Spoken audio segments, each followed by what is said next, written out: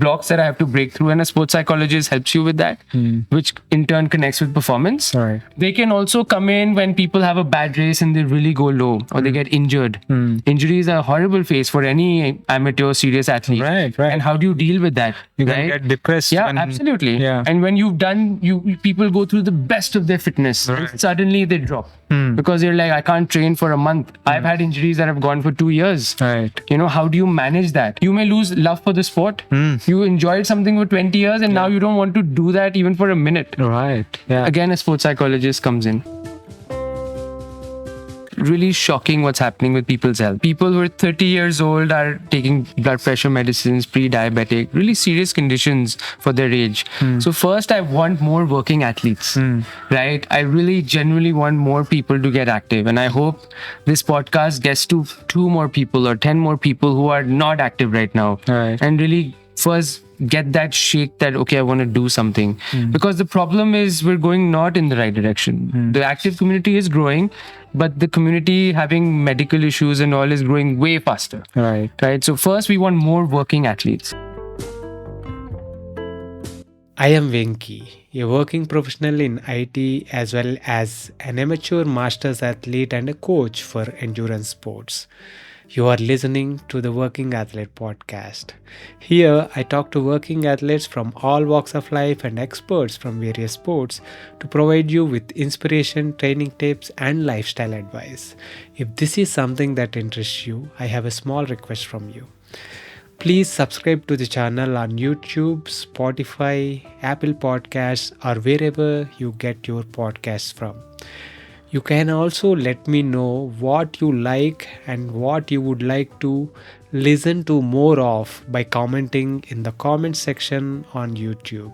I promise to do my best to improve with each episode and bring you the best content that helps you and me get better each day. In this episode, I talk to Nakul Butta of AllinRunning. Nakul is a trail runner and a running coach with a setup called AllinRunning. We met during the running camp he was organizing at the SolFitness Resorts in Ranipet, where I was part of the cycling camp headed by Marko Baloh. In between all the fitness related activities we were busy taking part in at the resorts, it was great to sit down for a short chat with Nakul and talk about trail running in India, his running journey, and his work at AllinRunning with the aim of providing a well-rounded running program. Nakul is very passionate about running and coaching, and it comes through in this conversation. I hope you enjoyed this as much as I did. This episode is brought to you by The Bike Affair. If you are in search of a one-stop destination that caters to all your cycling needs, our today's sponsor, The Bike Affair, is the perfect place to check out. I have known the founders of The Bike Affair, Krish and Gokul, personally for nearly 15 years now. In fact, my first century ride was with Krish back in 2008. They are both exceptional human beings and entrepreneurs that believe in providing exceptional service to their customers. And it shows. With over 14 years of experience, the Bike Affair has established itself as a trusted source offering honest advice and exceptional service. They are offering a special treat for the listeners of this podcast. You can enjoy a 10% discount on your first order by using the code BikeyVenky on their website. So if you are in Hyderabad, visit their store in Kondapur, or if you are anywhere else in India, shop online by using the link thebikeaffair.com. I will leave the link in the show notes. Now, enjoy the podcast. Hi, Nakul. Welcome to the Working Athlete Podcast. It's a pleasure having you on the show. Thanks so much, Venky. I've heard so many of your episodes and love the work that you do. So I'm very grateful that I get this opportunity to be here. Thanks so much.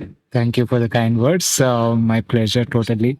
Here we are, at the SolFitness Resorts, and you were doing a running camp here, and part of the cycling camp that Marko Baloh is doing. So, this gave us the opportunity to actually meet Yeah. for the very first time. And I was really curious about, you were learning more about your running journey and, the coaching work you do and stuff like that. So I'm taking this opportunity to learn more about that. Thank you. So let us start by talking about what was your relationship with sport growing up? Yeah, I've always been an active person, just very hyper person generally. And I think for the most part, just sports. Basketball was primary from 96 onwards or so. And then played that. And then tennis early actually before basketball was tennis. And then I think then 10 years almost was a gym person. Like lifting. Wow. I was much bigger than what I am. Today I'm in the low 60s. I used to be in the mid or the high 70s, So I did that for almost a decade and then accidentally got into longer running. I was running always, but distance running. Yeah. Okay. So what was that accident that got you into running? Well, you left university and then generally, I think the flip over was one of my friends in Seattle. I was living in Seattle at that point, and the two friends registered for a half marathon, the Seattle Rock and Roll half marathon. One ditched out, and so then we had this extra bib. And the other friend was like, "I have this event coming up in 14 weeks. Can you run with me?" And so then I said, "Okay, let's do it." I've never heard anything like this before. And so she had a plan already. So we just together followed a plan. Nice. Right. And we just trained for 10, 14 weeks and then we ran it together. And that's how we did the first half marathon together. Which year was this? This was, 2009 or 10. Right. Yeah. Maybe before that. And I'm very bad with dates, but somewhere around that, late 2000s. Yeah. And then, our goal was really just to run nonstop and have fun. And, we've always watched the Olympics with people picking up bottles. And so all we wanted to do was pick up a glass and drink it while running and feel like we're pros. Yeah. So we did it like super slow jogging pace, just enjoyed the whole thing, and then I was like, oh, this was easy. And then let's do more. And then, the story, like it just goes on from there. Right. So that was your first half marathon, accidentally got into it and, fell in love with it essentially. So after that, how did the journey from the half to say ultra distances kind of? Right. So I decided I'll move back to India 2011. So maybe the half was 2010 then. I think it was a year before. And at that point, because we were living in Seattle and everyone's super outdoorsy, we're doing a lot of day hikes. And I was also training for Mount Rainier, which is the tallest mountain there, and the fifth tallest in America. And so a lot of the time was mixed between 2-3 runs a week, my gym sessions that were still going on, and climbing, like day hikes, just to train for the bigger one. Right. So that's how it happened. And then once I moved back to Delhi, then the mountains were gone. So running became the escape in Delhi to like just vent and just go out. Right. And so running became more. And then I found a running group accidentally, like 12, 18 months of moving back, who like this Lutyens Road, Nivi, and some of the Akshay, who you podcasted with these guys. And Akshay was like, I remember first Delhi half marathon, I was running behind Akshay. I was like, who is this guy? And he was looking at me because I was running in basketball shorts. I had no running clothes, right? And he was getting annoyed that who is this kid running next to me in these weird clothes, right? And I think he finished like 10 seconds ahead of him. And then later on, I joined his running group through another friend, Martin, and these guys are all good guys, and I was like, and they really inspired me because they were like decade-old runners and running, for a long time. I was like, oh, there is something called performance running, because so far it was just to escape. Right. And when the mountains were gone, so that's really how it started. And then I got into performance running for the next 5 years or so, I wanted to get faster and better, and learned a lot and made a lot of mistakes. And the program that I have today is basically helping people not to make those mistakes. Right. And that's how one thing led to another, and just experimenting about the body and the mind and endurance and all of that, Right. which has always been a desire to explore physically and mentally what we can do. And so that's how it started, and this Right. experimentation continues. Nice. What was your first marathon and how did? First marathon was in Seattle. Before leaving, I ran the rock and roll Seattle marathon, which was good fun. I did really good till 20 miles, and then the bonk happened, and then like suffered, but got it done. Decent performance. And then I got my IT ban, so I couldn't summit Mount Rainier because of it, and I brought my entire team down because of it. So that was really bad. But yeah, so that was my first. And then I think I did some halves. And then Bombay Marathon used to be kind of the only competitive option, because the idea to go to Bombay at that point was go see how do you rank in a marathon compared to all the other guys who kind of come from different parts of the country. Right. Not everyone, but a good chunk did at that point. Yeah. There weren't so many options. So then I used to go to Bombay again and again just to improve my time, and then also see where my rank came. Right. And that's where the competitive thing happened for 4-5 years. And then ultra running came and trails came and changed my life. Yeah. So before we get into the ultra side of things and the trail running, what was your kind of half marathon PB and the marathon PB? Okay. So right now my half marathon PB is 124. I was stuck with sub 130, 128, 127 for a very long time. So yeah. So like around that was the phase I was doing 127s. And marathon, I did my sub 3 in 2017, I think, at the New Delhi Marathon. That was a 2:58. And then my goal is to do a sub 3 every 5 years. So I did another one. And then this year, hopefully, is the next attempt. Nice. Let's see how it goes. So yeah, at least 15 years of sub 3 will be a good thing. Yeah. And then we go further. Definitely. Yeah. Awesome. Yeah. So and that is shorter. I mean, marathon is not short, but more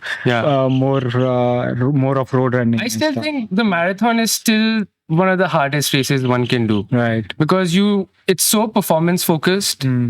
And there's so much pain after like a certain point, and you have to still perform. Right. And for amateur athletes, I think it's like, for me at least, it's like the golden distance in endurance. Like it really pushes you beyond a certain point that maybe the other distances don't. Right. Even today, I'm scared of the marathon.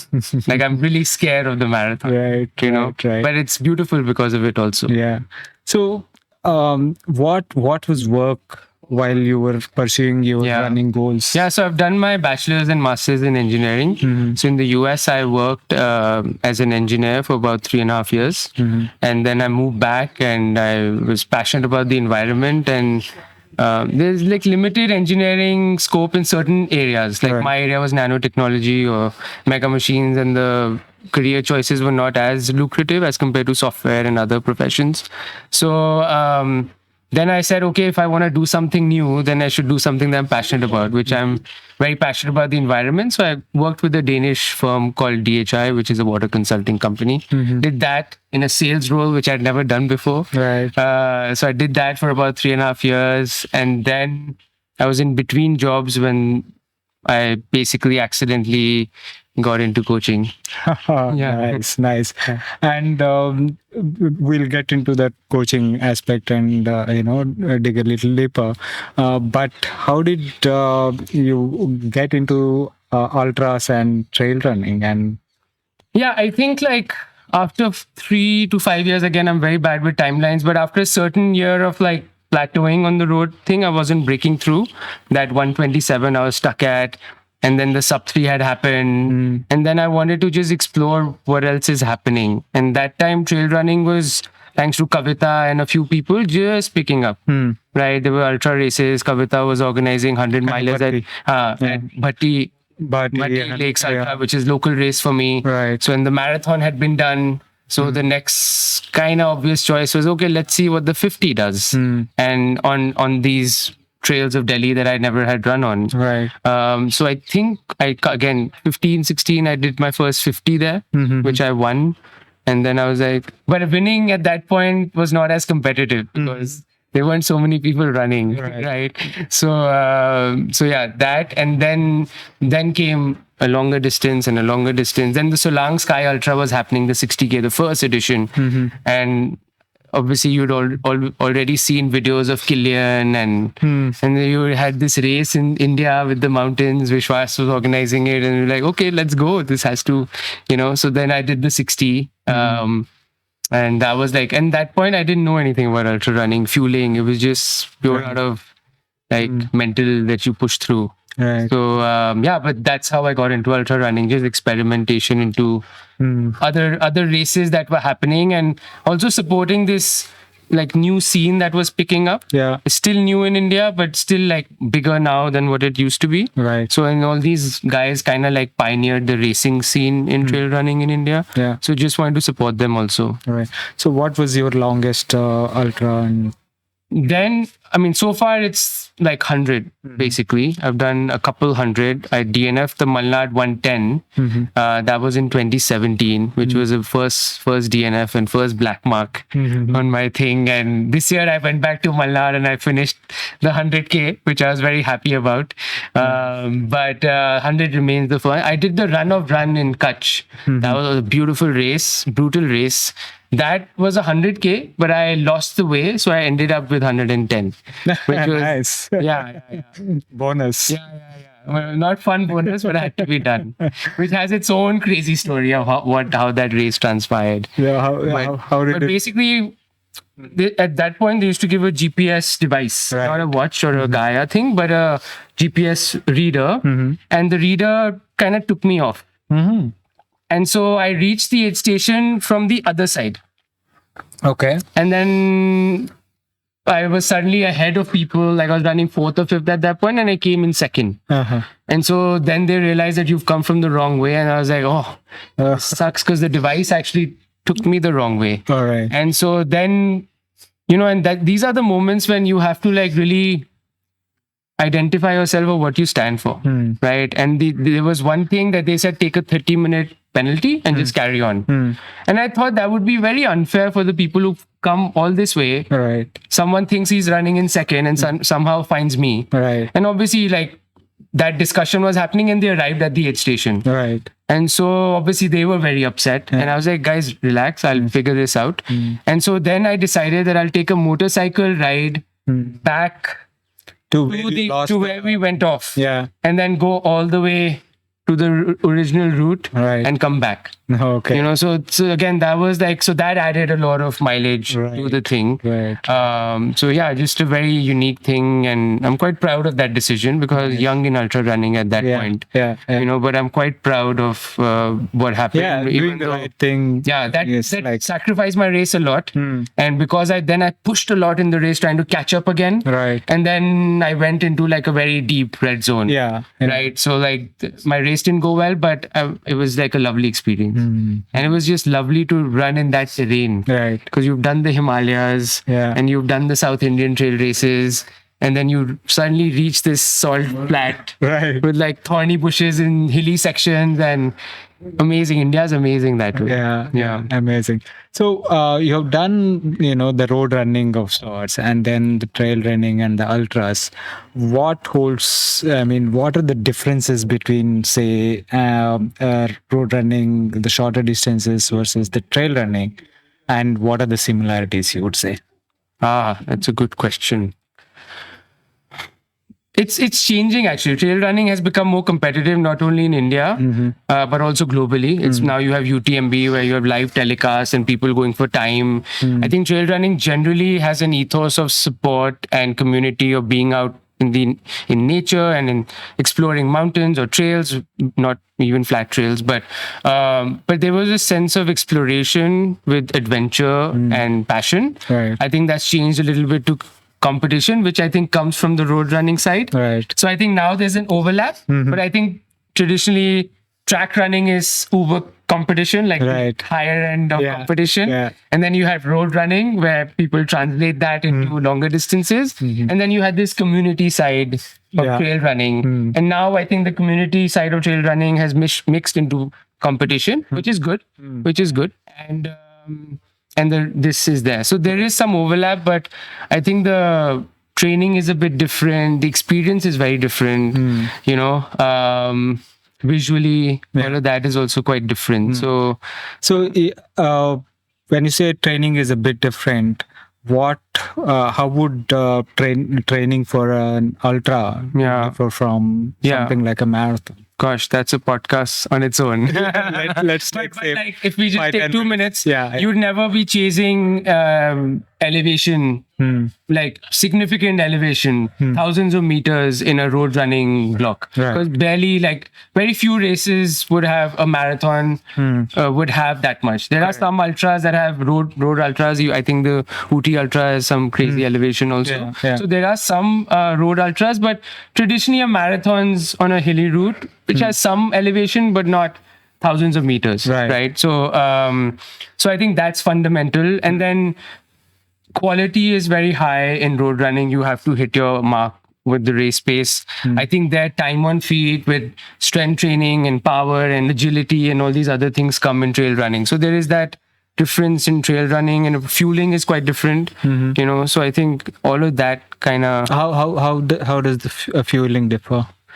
I think majority of people who are moving into trail are doing ultras, like very few, and that's a conversation we're having actually amongst trail runners, is why are there such few 20-30 Ks in India or ultra, like trail marathons? Right. Very few trail marathons in India. Right. Why are they not shorter formats? So because you're going to the longer format, everyone has to get on solid foods and so many things which you don't technically need in a marathon, right? So you're kind of changing that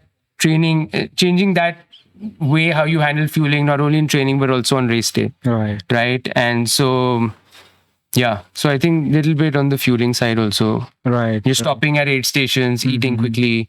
I don't think you're going to do that in a road experience. So Excellent. Yeah, I mean, that is a very important distinction that you said. A lot of ultras that I've seen, trail running ultras, but like a lot of climbing, essentially like speed hiking and stuff. The races that Killian does and all these big boys do are like have tons and tons of climbing, like passion states, 100, all these, anything, like UTMB or any global. Even Indian races have a lot of climbing. A lot of climbing. So you're in training, essentially you're chasing the vertical meters. And for beginners, time on feet. You're chasing, because not everyone can do high mileage. We don't have that sort of background for a lot of amateur runners. Right. So then we just put them on multiple hour hikes, if nothing else. Just adding time on fatigue and so that approach also in road running, it's very specific, number, performance focus. Whereas on the trails, we can get a lot out of your training in other ways, which can help on race day. Nice. Yeah. Excellent. So now coming to the coaching setup that you have, all in running. How did that come about, and what is the ethos there? Yeah. So how it started was I was in between jobs, and some friends said, I think a lot of coaches have started their journey like this, where friends came and said, hey man, help me out. And that's how it started. And then one thing led to another. And suddenly I had like helping 20 friends. And I was like, okay, I have no job right now. Give me $500. Yeah. Put some value for my time. Right. And then I decided that, okay, at that point, there weren't so many coaches helping amateur runners, especially from a white collar background. I think there was a communication gap rather than a requirement gap. And so like people like me kind of fill that gap. It was amazing when I'm not a social runner as much. My job requires a little bit, but generally I like to run alone. And so at that point, I just started interacting with the running community in Delhi. The running groups. And it was shocking for me that people who've been running for a decade had never seen a training plan. Okay. Right. And I, because of my friend in Seattle, had only seen a training plan from the very first plan that I did. Right. And there was this big gap right? And which I wanted to kind of combine, and that's how really it started. And that's how I said, okay, if I want to build this, then I need to put a value where I can sustain myself and my family. And that's how it went. That's how AllinRunning started. Right. And then every year for the last 8 years, we've been like kind of fine tuning it and taking it to the next level. The way I've looked at this is I call it the 5 dimensions of wellness. So you have cardiovascular endurance, which could be anything for a cyclist to a runner or whatever, right? And then you have strength, you have mobility, you have nutrition, and you have mental. So what we've done is over the years, as people have given us feedback, we do a very comprehensive feedback every year from our members. And every year they said, we want strength. Now we want nutrition. Now we want this. Now we want that. And so we slowly added these components, and we're still fine tuning. So that is really interesting, right? It is true that when we talk about training for amateurs, training plan begins and ends at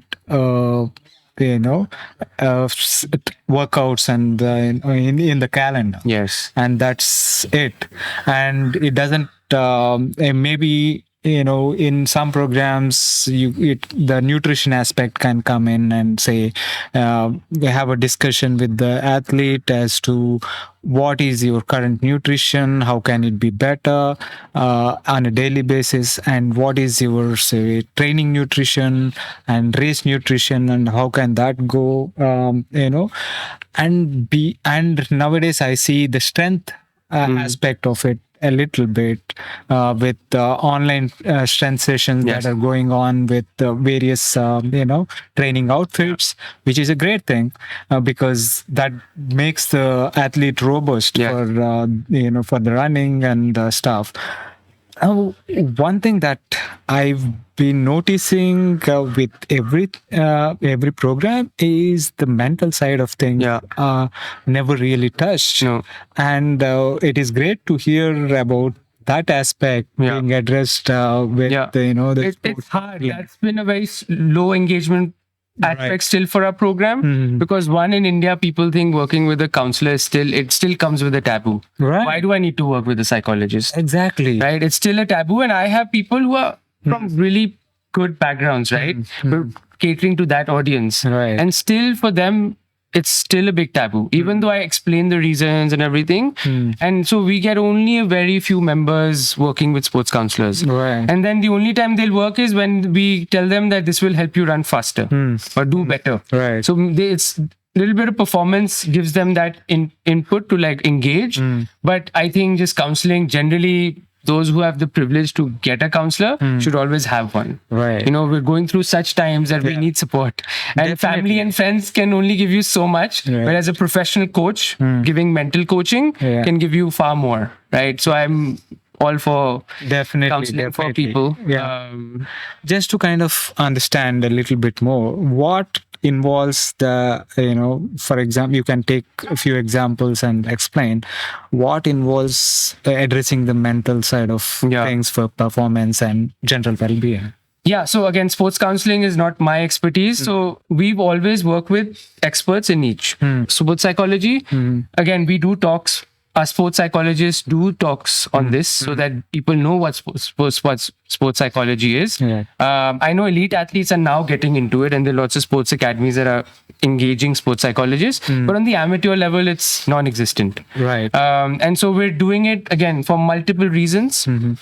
We have people who are looking for better performance and it's not coming. Like as I said, I was stuck at 127 and I wish I had a sports counselor then who could help me break through mentally. Because a lot of your performance is limited by mental on that day. Not so much the physical. You have the physical fitness, but you still limit. There are the mental blocks that need to be. And so they, like, for me to run sub 5 took 18 months. And it's been years and I'm still chasing a sub 4 half marathon. Right, or a sub 4 marathon, right? So like these are like blocks that I have to break through, and a sports psychologist helps you with that, which in turn connects with performance. Right. They can also come in when people have a bad race and they really go low, or they get injured. Injuries are a horrible phase for any amateur serious athlete. Right. And how do you deal with that? You can get depressed. Yeah, absolutely. Yeah. And when you've done, people go through the best of their fitness, and suddenly they drop because they're like, I can't train for a month. I've had injuries that have gone for 2 years. Right. How do you manage that? Yeah. So sports psychology comes in there. So many scenarios. I mean, I can keep listing it out. Absolutely. But point being that there are so many situations. You may lose love for the sport. You enjoyed something for 20 years and now you don't want to do that even for a minute. Right. Yeah. Again, a sports psychologist comes in. And also, our sports psychologists also help with general psychology because all your thoughts and emotions are at the end connected with your fundamental thoughts that came through childhood and upbringing, right?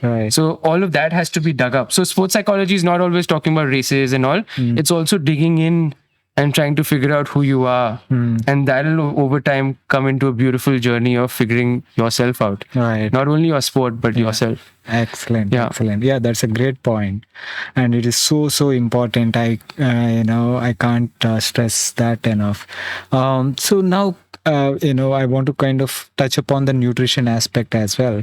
So what kind of things that a nutritionist would address that maybe a coach with a 2-week nutrition certificate. It's amazing, and I work with Tarika, who's been our nutrition expert for many years now, and it's taken me a very long time to find the right partners because I am a slightly alternative thought person, and I'm quite eccentric as a personality also. My members know that, and like finding these partners, be it our sports doctor who we work with, Dr. Chandan Chawla, or Tarika, or Shiv, who's our strength coach, all these characters who are in my life now, individuals who I truly respect, they've all taken many years to find. So for example, most nutrition experts in India still count calories or do this much macro and this much protein and this much carbs and this much fats and measuring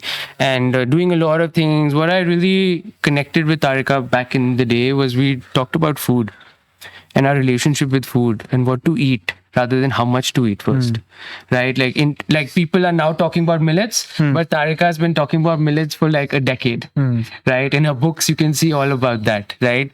And so because it was like holistic nutrition, right? It's like first get that right, and then we'll talk about the finer things. Are you getting enough protein? But let's first change our relationship and have a variety of foods in our life. Right. So I think that approach is very different than what you normally get from a Western certification, where it's like this much protein, this much carbs, and this, and it's very measured in a very Western way. And our meals is not. We want to be like, and we have so much variety compared to the West, right? We have so many cuisines, just state to state, and like people to people, like just so many things are happening that we need a more personalized thing. And that's what, that's all we do. We only do personalized programs, right? So be it running or strength or nutrition, everything is made for you, which is why, again, a lot of time is needed and hence we have expensive, right? Like I don't deny the fact that we're an expensive program, but we really put in the work. Again, personalization is another word that gets thrown a lot in the coaching community, and each to their role. Everything is to some extent personalized, but I think the way we do it is truly like every detail is looked into. Nice. Yeah, that is great. So coming back to your own running journey, right? What would you say is your best race, and why do you think that? That's tough. Yeah, I think the first sub 3 was quite special. I think that was because I'd been chasing that for a while, and I remember my friend Martin, who told me that he ran a sub 3, and I think that time I was a 4-hour runner or like 3.5, and I was like, you ran sub 3, I can't believe that's like this pace and that is not possible. And I think that, and then just doing some ultras, this Malnad that I did was quite special.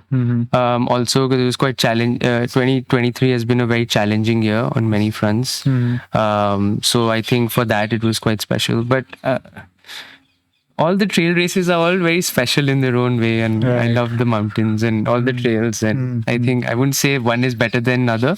Each has been its own memory, and I like to have that mixed memory bank. Nice, nice, so yeah. nice. But I think some performance at the end does matter. So I do enjoy the first sub 40 10K or the first 38 minute.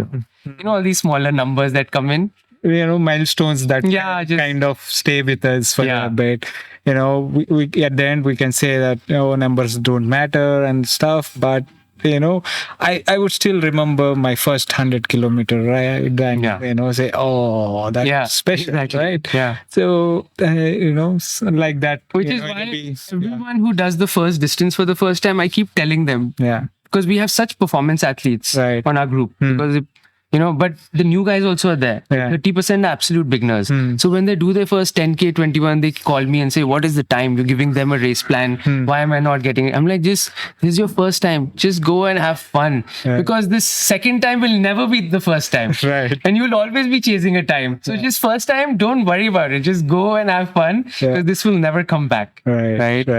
But now slowly I've evolved from performance, and even with our member base, we're moving more towards like a more stay healthy sort of approach. And also personally, I'm always been passionate about building communities. So like I ran a project in Delhi called New Delhi Rising when I moved back, which was a cleanup project, which was started by this organization in Bangalore called the Ugly Indian. And we were the Delhi chapter of that. Okay, so I did that for about 3.5 years. Yeah, so the Ugly Indian, painted flyovers. We did that. So we did that in our group. And then recently we started this community initiative. 5 years, Shitish and I started.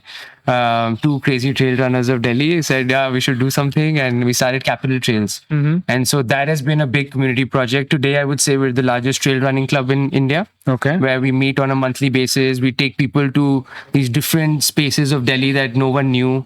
We've created FKT loops, 90-kilometer FKT loop. Out of it, 75 kilometers pure trail. Tell me a city. In Delhi. Tell me a city that has that. Tell me a city in the world that has that, right? So we have one of the largest forest area covers of any city in the world, and people don't know that. NCR, right? And we have a 90-kilometer pure trail route that you can do an FKT on your own today. And that's another culture we're trying to bring, again, community, right? I can't believe that. Yeah, exactly. And then we've created a 35-kilometer also that you can technically MTB bike it, all these. And we did a 35, which is within South Delhi. So it's like in the city. So you don't have to do the crazy distance. So we've created these, and more importantly, we're mapping these trails and building this community. And so it's beyond just a running club. It's like mapping initiative. We've just launched our first race series, which is again a first of its kind. That is basically a fully self-supported, self-navigated trail race. Short, 10 to 20 kilometers. Everyone can come and do it. So there is no route marking. We give a GPX file and we do trainings as part of the orientation. Right. Well, right now the race is only open to our members. So they already have been taught how to navigate through the club runs. So they know how to use Gaia or whatever GPX reader you have, and then they find the course. And no aid stations, no water stations, full sustainability, but we still have timing. So we have a volunteer randomly somewhere in the forest with a QR code, and then you scan the QR code and you go. We keep some first aid and some backup water, but we don't give it unless it's an emergency. So that's a new thing, and we're slowly now. Second edition is on 24th March, and we're inviting people who we know we can trust with navigation. And then so it's like that is community.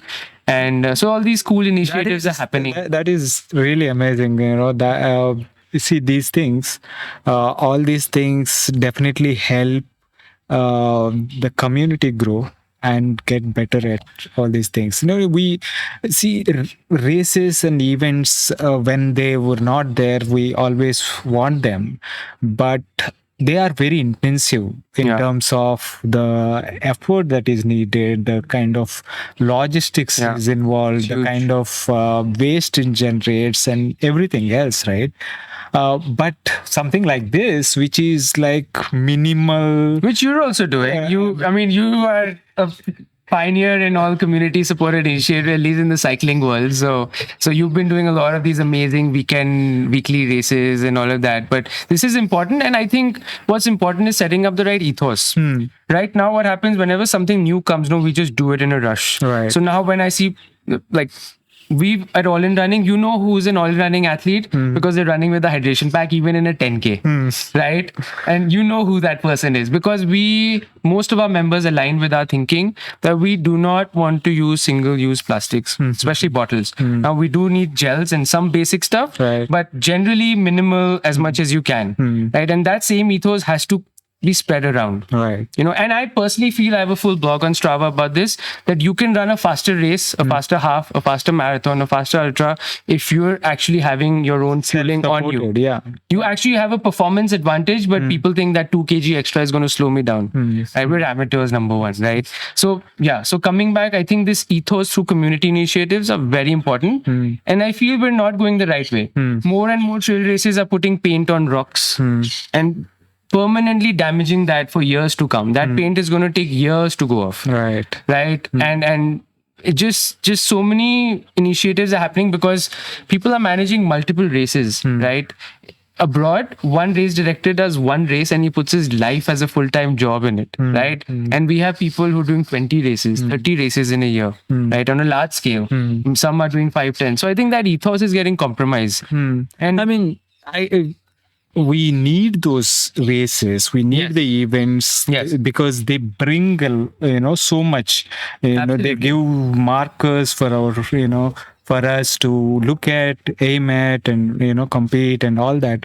But we need all of those. But we need to be a little more, aware. I think it's a journey, do all right? that. And Yeah. but someone has to initiate the other side of the journey. Correct. And I Yeah. think you're trying to do it through your races, and we're trying to do it through our self-sufficient races, and trying to get that conversation, that we do the right things, the right things, Yeah. That's excellent. I mean, this self-supported race sounds really good. That too, trail race of all things, Yeah, right? and we intentionally make the course. Notoriously difficult to organize. And we intentionally make some foresty sections where you will not find trail because we want people. Right. And another thing that we do for our races, just as a side note, is we rationalize all the results. So everyone, there's no age category. But we rationalize based on data from all these races. So let's say a woman gets 10% advantage on the calculator. So you could be, and if you're a woman who's 60 years, you can get a huge 20-30% gain. So you could be 1 hour behind the leader and still be the winner. Oh, so it's like a handicap system. Yeah, handicap system in a way. So it's, you don't know till the last person has finished who's going to be the race winner. Right. So these are like ways to gamify the same experience, but also give everyone this. So the fastest runner may not be the winner here because you will be running fast and you may get lost and you may not look at the GPX files. So there's opportunity and gamification of this thing that we've all been doing for years in the same format. Right. And it's time to kind of just shake things up a bit. Nice, We're trying that out. Yeah, that's excellent. That's excellent. So, what advice would you give a working athlete to kind of balance, their passion for sport and work and life? Yeah. The first thing I want Indians to really do is, I know we think that everyone's being active because we're in the active community, but trust me, on the other side, when I go to corporates, they are just really shocking what's happening with people's health. People who are 30 years old are taking blood pressure medicines, pre-diabetic, really serious conditions for their age. So first, I want more working athletes, right? I really genuinely want more people to get active. And I hope this podcast gets to 2 more people or 10 more people who are not active right now. Right. And really first get that shake that, okay, I want to do something. Because the problem is we're going not in the right direction. The active community is growing, but the community having medical issues and all is growing way faster. Right. So first we want more working athletes, right? I think that's number one. And otherwise, other than that, I think I have a lot of respect for people who have heavy, hectic jobs and family life, and they still try to be active. on a consistent basis. So I think just advice is continue, but I think Indians generally need better time management skills. Because we are not doing that quality of training as people are in the West. Now, yes, our work hours are not as fixed. There are challenges in the Indian scenario. I will not deny that. But we are not putting in the work. Rather, I created a club on Strava called the 100K Runners Club. People who do 100 kilometers a week, 6 to 10 times in a year. Not just to get that spark going, that 100K is like, because running is quite volume based, endurance sports is volume based to some extent. Now, I'm not saying just go on a streak and do that, but like really bringing up people and appreciating the people and recognizing those people who are putting in the work. Right. Because they are the sparks to inspire all these other working athletes. That look, he has a family, he has a crazy job, and he's still managing. Right now, we have to look west to like find those people, and I want people here to have that. So I think we just need those sparks. Other than that, if we just get good at time management, I think, I don't know how things are down south, but like up north, people are very late at waking up. Delhi starts at like 10 a.m., 11 a.m., you know, like wake up at 6 and get out and do your thing. And so like my biggest challenge with athletes is to get them to a morning routine. Those who are good are really good, but the 30-40% who really struggle, I think the one tip that I would have is just move to a morning schedule. Even if you think you're not a morning person, all these barriers that you have, just move to a morning schedule. And it's a one-day reset, right? Let's say you woke up at your regular time, right? And let's say you slept late that night. The next day, just force yourself to wake up at 6:30, right? Maybe you got 5 hours of sleep, maybe you got 6, whatever, less than your usual. That day, you're going to slog it through. And I guarantee you by 9:30, 10, you will pass out. Right. And suddenly your clock has switched. And if you do that 3-4 times consecutively, your body clock is changing now. And you've changed your fitness journey. Right. Just that one day of hard work, that would be my tip, you know. Excellent. So, but in general, you said, time management is something that we need to get better at. Yeah. What else, apart from, say, starting the day early, what else would be a good time management practice? I think prioritization, we spend way too much time on gadgets, like social media. Right. It's a big problem. Yeah. I do too because of work. I have to get on it these days, but normally for my own, I don't do so much. But yeah, I think that takes a lot of time. We're athletes, so we spend too much time on Strava maybe also. Right. All these, I think that, I think these OTT platforms, I'm not a big fan of. I think once in a while it's okay. But most of us then end up binging on multiple episodes at the same go and suddenly 2-3 hours go by. Right. So I think just lesser screen time is the gateway. Yeah. And then finding out your own boundaries, like how much am I willing to compromise my wellness journey, right? For X, Y other things, right? It could be professional growth, could be financial growth, or could be whatever. What is my thing? I think many people don't define it. They just go with the flow.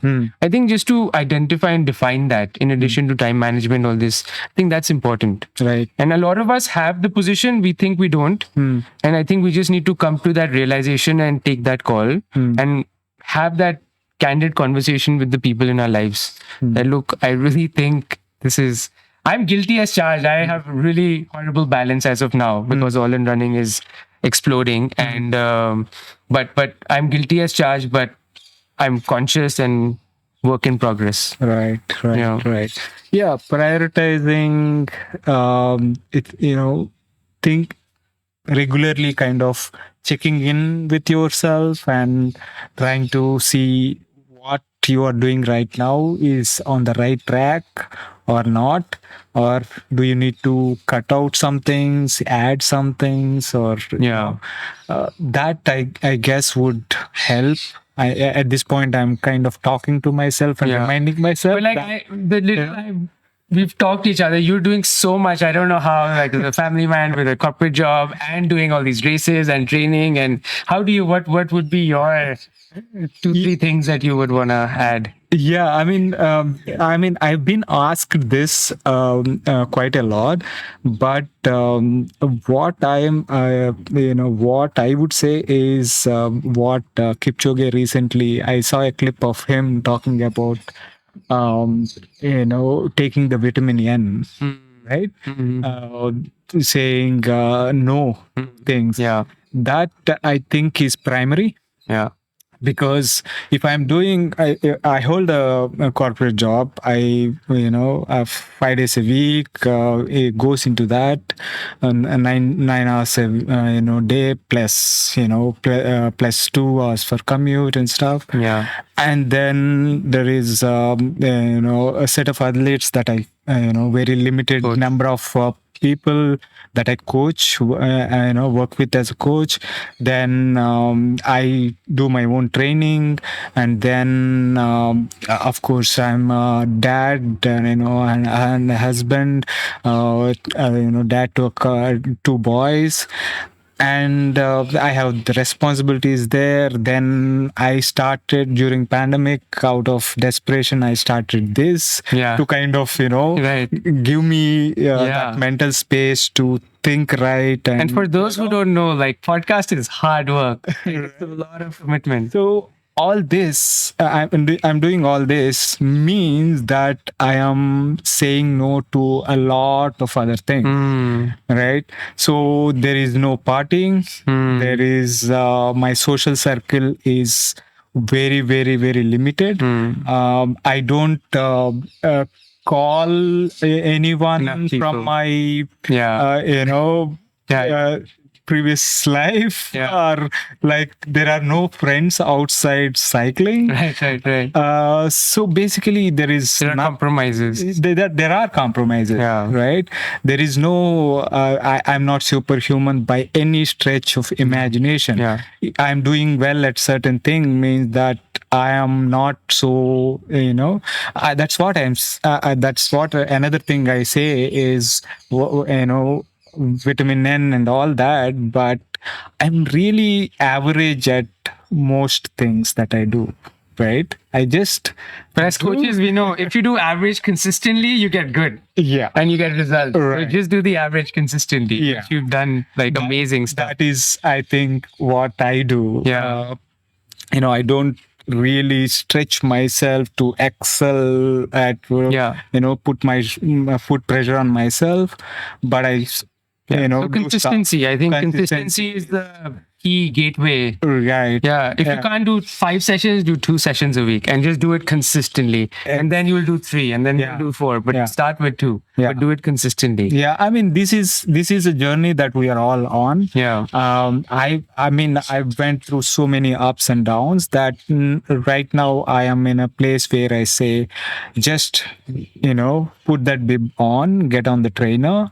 And doesn't matter if it is like VO2 intervals or sweet spot intervals, or just spin for a half an hour or an hour, just get on and then let it happen. Right? Just showing up itself, is half the battle. More than half the battle, I would say. And it's a journey that we are all on. And it's been a blast sitting down and chatting with you, and thanks for working.